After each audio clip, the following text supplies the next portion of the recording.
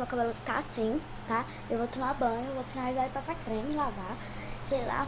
Ele só tá assim porque eu não lavei ontem, mas vamos segurar na mão de Deus. Eu ainda esfoliei meu rosto e fiquei linda.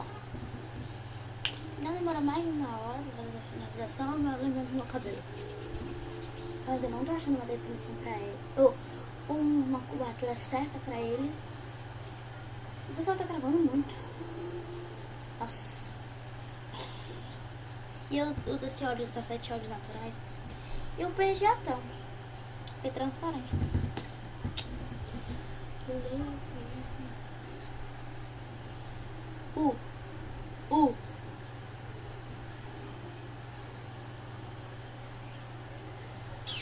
Já eu vou ter que fazer.